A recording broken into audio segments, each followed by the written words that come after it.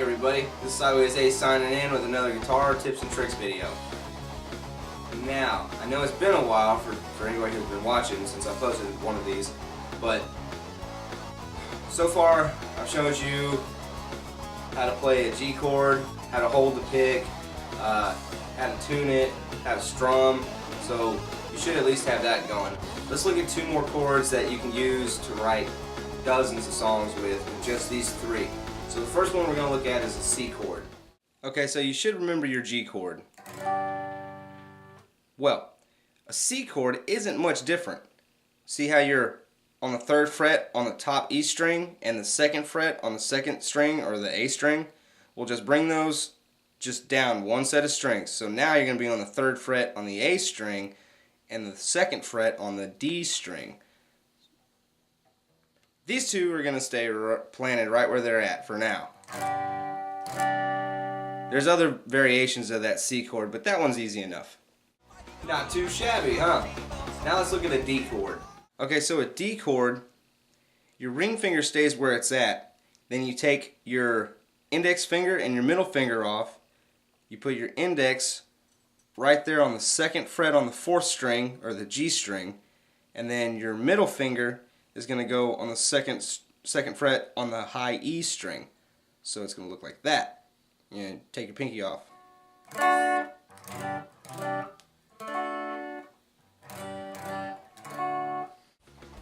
Alright, so I know that transition might seem a little odd at first, but just give it some time, 15-20 minutes a day, and it'll come easily. With those three chords, G, C, and D, you can play dozens of songs with that.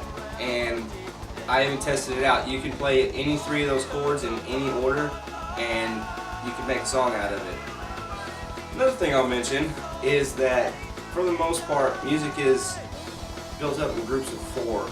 So like, if you had 4 chords, you would stay at each one for 4 counts, leading up to 16 counts, right? I don't know if that's a bar, don't quote me on that, but fair enough. 16, counts, and then boom. But we only are playing with 3 chords. So one's going to be 4 counts, another one's going to be 4 counts, and then another one is going to be 8 counts to get you to that 16. And it doesn't matter if you do it where, like, say you're playing G, D, and then C, you stay at that C for 8 counts, because then that'll get you your 16. You could do it D, G, and C.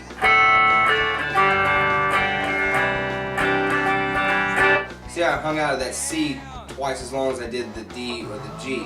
So there you go. And you don't have to have the last chord be your 8 counts. You can start with, like say you're doing G, C, and D again, or I'm sorry, G, D, and C. You can stay at G for 8 counts and then D and C for 4.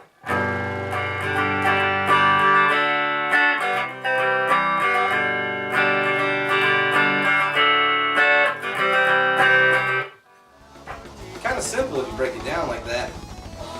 Can be difficult, but that's where practice comes into play. So that's all I really got for you this time. Tune in next time. I'll have a little bit more for you. And, keep it heavy out there. Sideways Ace signing out.